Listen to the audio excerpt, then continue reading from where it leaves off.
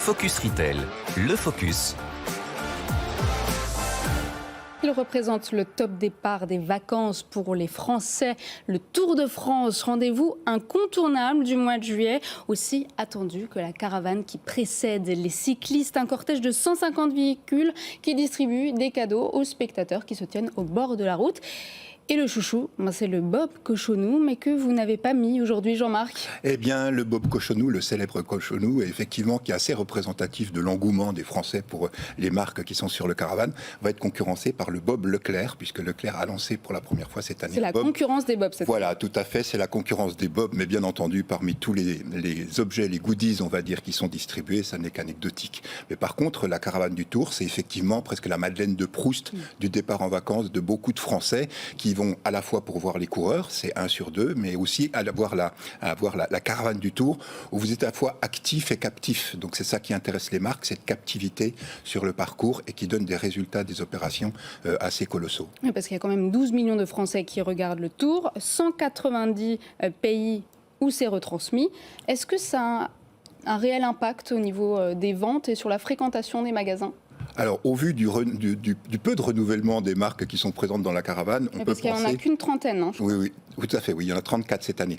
La réponse est oui à 2 niveaux. C'est bien entendu, il y a ce que j'appelle la TVA bis, c'est-à-dire la taxe sur la valeur affective, qui est sur ce type d'événement très importante. Si on prend l'exemple d'un bon de réduction pour un café ou pour un saucisson, c'est en général le retour en magasin, c'est multiplié par 4 la compensation du bon de réduction par rapport à un bon de réduction qu'on aurait trouvé par exemple dans sa boîte à lettres. Donc effectivement, ça a un gros impact. Le deuxième impact que ça, c'est que ça mobilise directement toutes les enseignes et tous les magasins qui n'ont pas forcément d'ailleurs le titre de partenaire, mais qui vendent des marques partenaires. Et donc, c'est la grande fête, on va dire, du vélo en France, avec des partenaires ou même sur le vélo de manière générique. Et donc, oui, ça a un impact commercial colossal.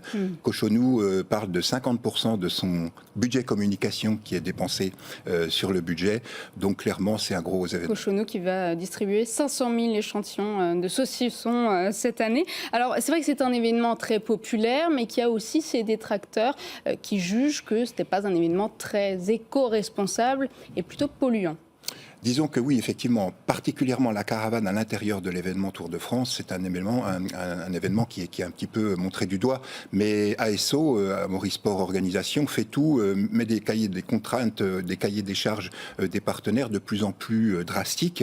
Donc sont exigés par exemple des emballages en matière recyclée, si possible des primes qui sont réutilisables, organise des zones de dépôt pour tous les déchets que ça peut générer aussi, des troubles de nettoyage après le passage du Tour. Donc vraiment, ASO, au-delà de simplement inciter à prendre des véhicules hybrides et réduire son empreinte carbone quand on est une marque présente sur le Tour, fait beaucoup d'efforts et incite ça les marques. De plus en plus de voitures hybrides, oui, c'est LCL notamment, et aussi des voitures électriques tout à fait. Cette année. Merci beaucoup Jean-Marc, on passe tout de suite à la start-up de la semaine.